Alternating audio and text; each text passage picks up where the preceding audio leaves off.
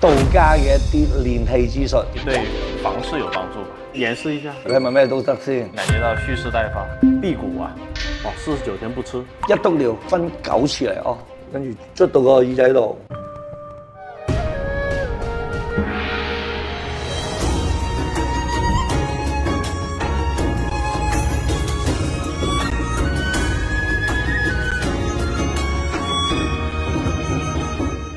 非常之感謝大家嘅支持啊！我嘅課程咧，中華智慧大講堂咧已經開放啦。進入咗九支離火運咧，如果你想快一步咧，學習玄學啊，同埋一啲叫做道法術器嘅知識啊，了解自己，幫助自己身邊牽掛嘅人咧，咁就可以加翻我哋嘅 WhatsApp 報名上堂，福生無量。Hello， 大家好，我係風水。Hello， 大家好，我是子耀。師兄啊，現在的人想為了這個保養啊、凍齡啊，真的是會投入很多的這個精力啊、時間啊、錢啊。但是呢，結果他還是每天熬夜啦，這樣子真的能夠保持身體健康、青春嗎？你要嗰個外表好咧，其實就係由內到外噶嘛。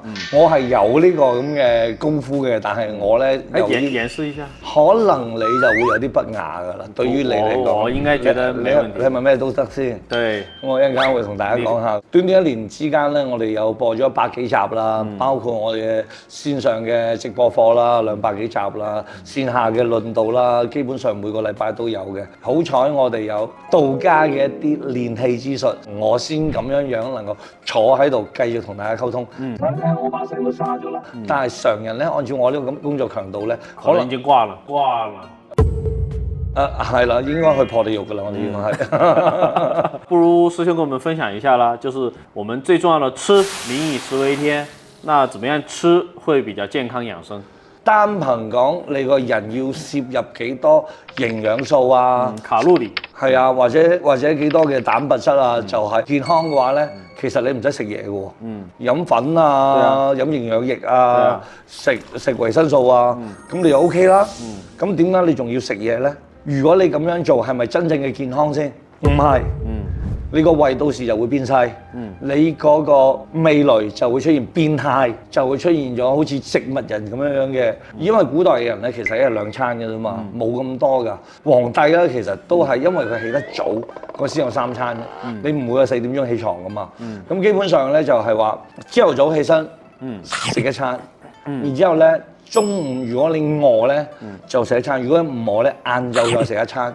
然之後咧過午不食，或者係過咗晏晝嗰餐就唔食啦。好多嘅嘢咧都係食翻當季嘅嘢。南方最大嘅問題就係濕氣好重啦，土茯苓啦、五子毛桃啦，就係對應翻當地嘅一啲氣候，跟住咧就去翻個濕，咁個人咧就會精神好多嘅。喺北方我相信係少啲，因為北方係燥嘅，乾燥係啦。好多時候咧就到咗冬天啊，你見到進補啊、食羊肉啊，其實都係按照翻當地嘅一個習慣。你見到我啦，其實有時係飲啲凍嘅嘢嘅，但係事實上係唔好嘅，因為唔好學我嚇，因為我本嚟已經好燥，所以我先會飲啲寒嘅嘢咧。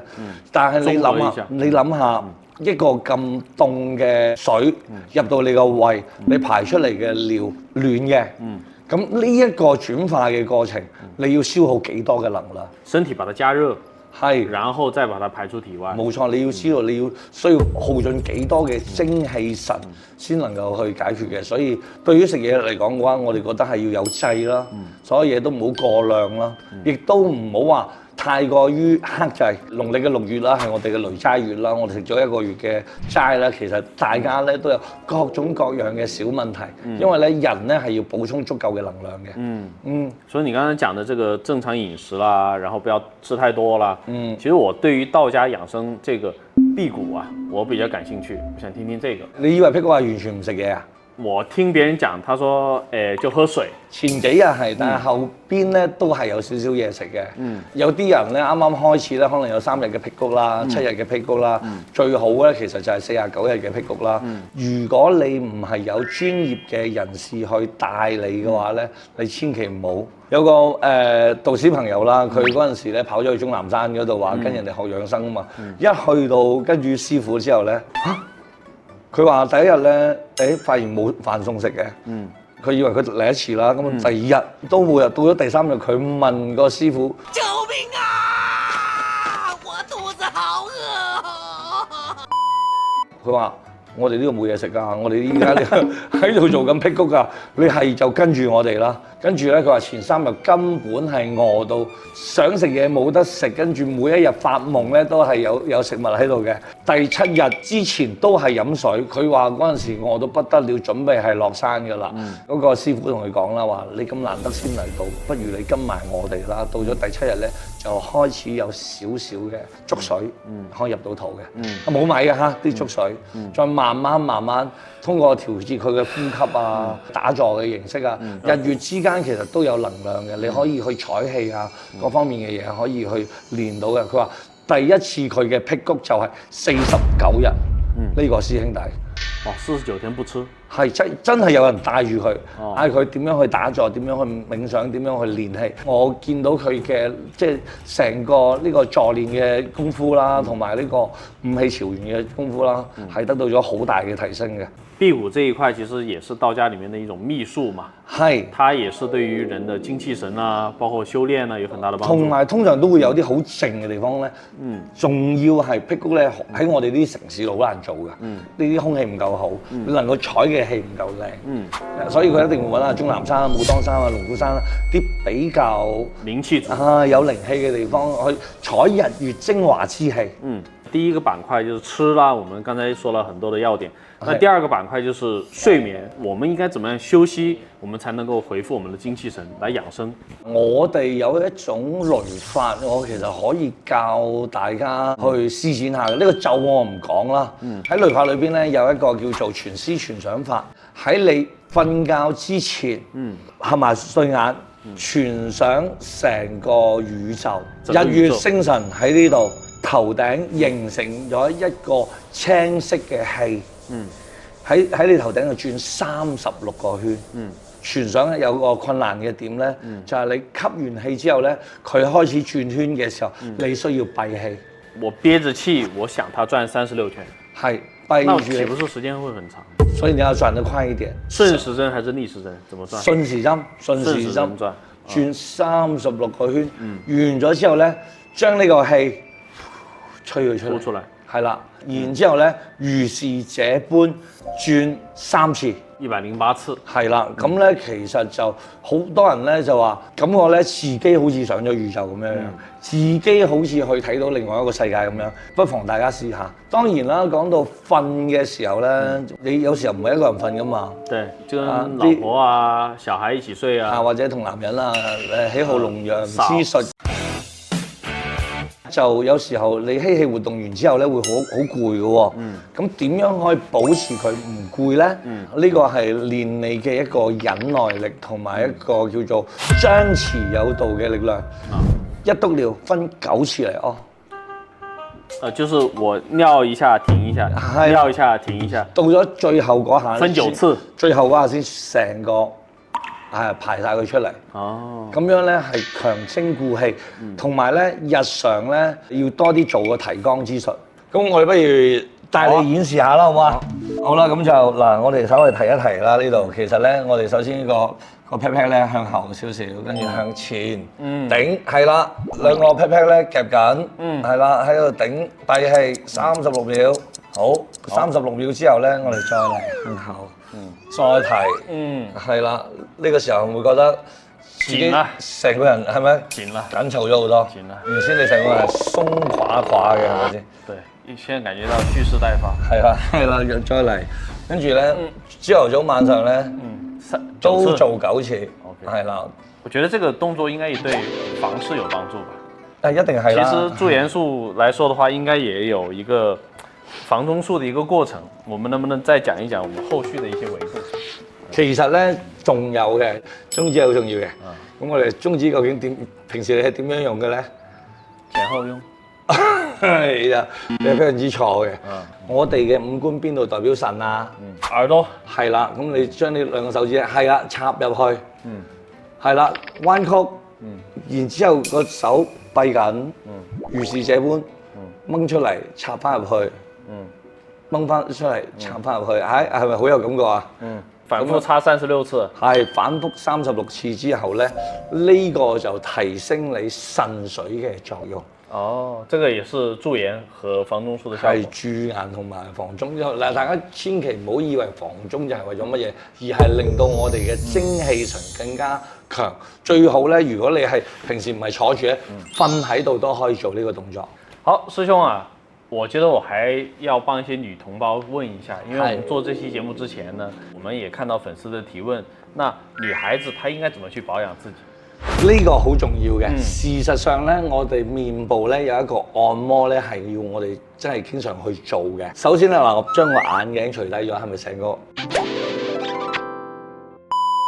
跟住咧，我哋咧要先將我哋雙手咧捽熱佢，因為我哋任何嘢都掌握喺我哋雙手之中噶嘛。之後咧開始從我哋塊面慢慢咧，我哋要提起佢噶嘛，係咪先？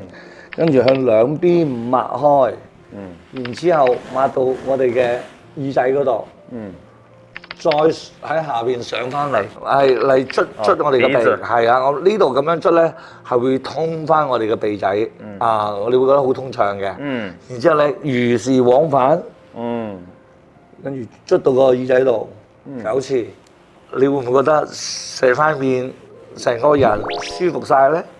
輕鬆啦。係啊，呢個就係我哋所有嘅穴位。我覺得師兄可以接洗面奶的廣告，係咪啊？有沒有需要贊助我們的供應商啊？係啊，品牌啊，可以找我。係啦，呢個係令到我哋成塊面咧好有彈性啦。其實你見到我其實好辛苦啊，但係我皮膚嘅質量都幾好㗎。係唔該，孫過嚟睇下。係啦，咁啊呢一個咧做完之後咧未完嘅，咁我哋有個地方咧好重要嘅就係我哋呢個頸部呢個後邊。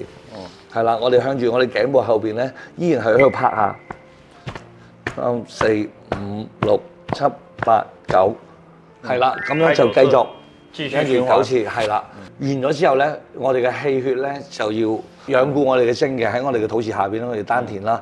男人咧就左手壓住右手，一定係咁樣樣嚇，因為咧咁樣係形成咗我哋太極喺我哋手掌之中嘅。咁咧嗱，女人咧就右手壓住個左手，反過嚟，係啦，因為左手為陽，右手為陰。女人屬陰就喺上面，男人為陽，左手喺前面。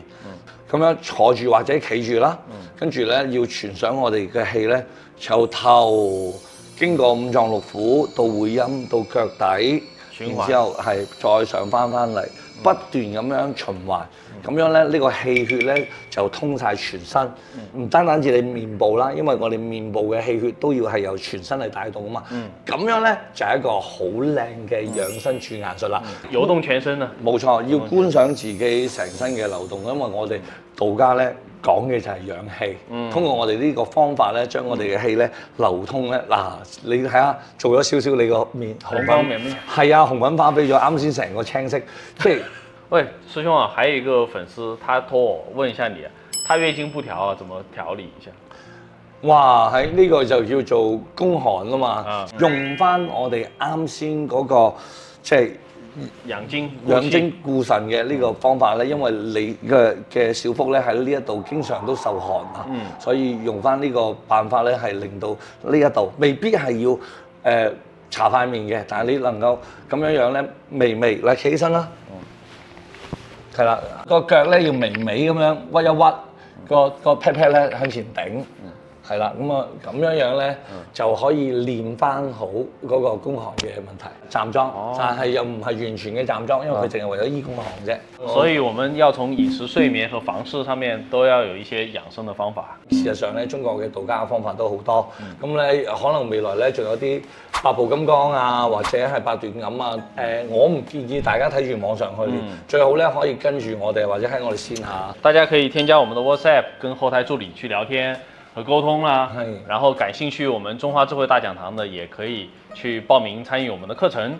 好，感謝我們師兄的分享，也希望每一位朋友都能夠內調外亮，健康長壽。好啦，好，內調外靚啊！好，福壽無量天尊。